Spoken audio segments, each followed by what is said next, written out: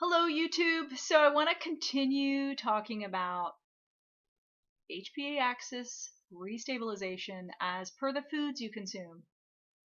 Topic of today's conversation, whole grains. 4 awesome reasons to consume more whole grains in your diet. Now, you will have to walk past the anti-grain contingent dietarily that is out there, but let me give you some facts, some 4 reasons. Reason number 1, if your HPA axis is destabilized or dysfunctioning or stressed out from the stress, in addition to all the other things that could be going on, then you in particular need to think in terms of the foundational nutrients that you need based on your adrenals being likely being depleted, right? So in that process of secreting cortisol, I've talked about a few things that get depleted. Vitamin C, B vitamins. Okay, that was covered. Whole grains are an excellent source of many different B vitamins, and there's variety based on which whole grain you choose. So increasing the B vitamin content, and in addition to a lot of micronutrients, you can do this via whole grains. Copper, manganese, magnesium, and then a lot of the B's, thiamine, riboflavin, niacin, folic acid, all of these, those are all B's, guys.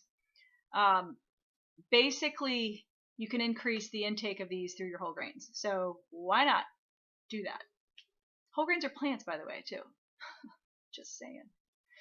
That's reason number 1. Reason number 2 to increase the intake of whole grains would be to reduce the cardiovascular inflammation. Now, this is fairly well known. It's even on the cereal box of Cheerios.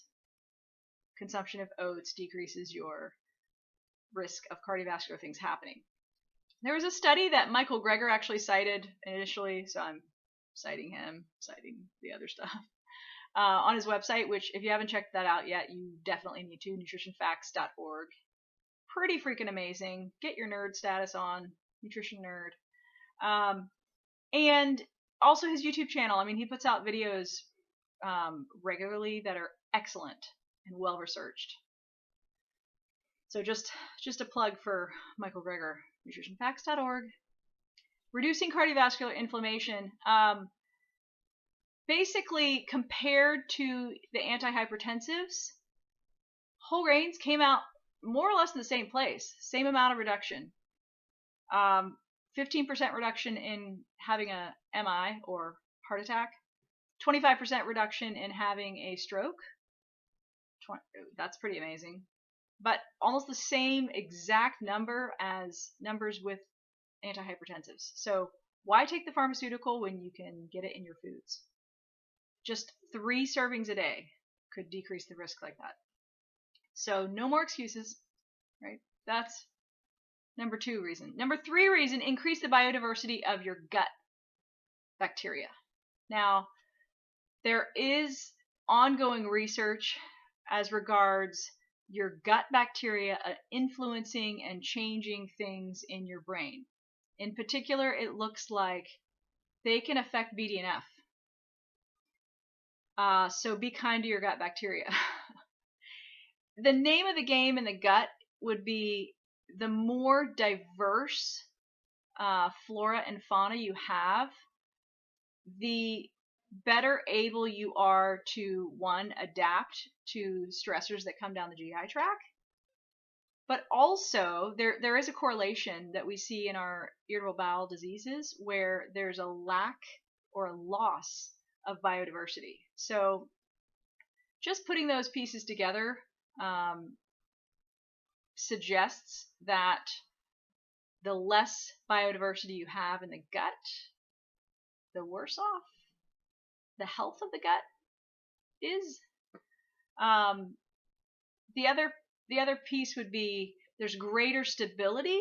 You're more able to weather various kinds of stressors based on having more biodiversity. So that's a reason to increase your biodiversity of your gut bacteria by the food you eat. And you do this by eating a lot of plants and a plant-based diet. in particular, whole grains can increase your gut biodiversity. So eat more grains. A fourth reason to increase your whole grain intake to stabilize the HPA axis would be increase the phytic acid content. Or it's not really a nutrient. In fact, it's been referred to historically. In fact, I was taught in med school. It's more of an anti-nutrient. That's the way it was sort of labeled in the past. Wrongly so, it might turn out. Because phytic acid is anti-carcinogenic, we think. Or we now think. We used to think it blocked the absorption of calcium. And so there was concern when I went to school that, watch with spinach because it's rich in phytic acid or phytates, and you can block the calcium. But spinach is also rich in calcium. And when you look at, there's some research amongst women with osteoporosis and the concern for bone loss with those patients in particular. And it does not turn out to be the case that if they eat a plant-based, plant-rich diet, their bone health is preserved. They don't lose bone. So we're not entirely sure why or what exactly is going on there in terms of the phytic acid. Is it possibly it's blocking the resorption of bone somehow? But like I said, still scratching the surface, as with almost everything. But increasing the phytic acid content in the food you eat, I mean, legumes, beans, whole grains, nuts, all these plant-based things are high on the phytic acid content. And we used to think it was the fiber as well. Could be some combination of all of the above.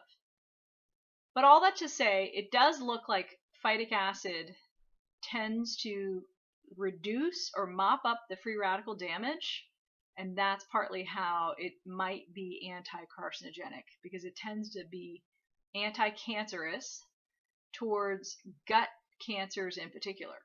So colorectal cancer, colon cancer, those are our most common cancers in the States. And so having something that reduces that, hello, McFly, it's not that hard. Eat more whole grains. A fourth reason to do so. And like I said, with the HPA axis destabilization or dysfunction going on, knowing that you have something that mops up cellular damage and in the form of free radical damage, that's a great recipe for us, because we already know from the HPA axis being thrown off, part of the reason that's happening is because of the oxidative stress, the increased oxidative stress that you're not able to keep up with. And so given that we already know that's happening, why not have something that can mop up the damage and help us out? Thanks for tuning in. Hope you find this helpful content. Feel free to comment. And adios.